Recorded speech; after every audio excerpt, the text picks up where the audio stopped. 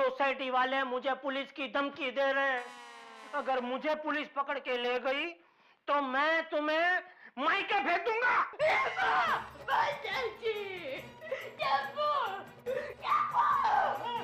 हाँ मम्मी, क्या हुआ? चल तुम्हारी नानी के यहाँ। पापा, नट्टू काका को बोलकर फ्लाइट की टिकट बुक करवा दूं?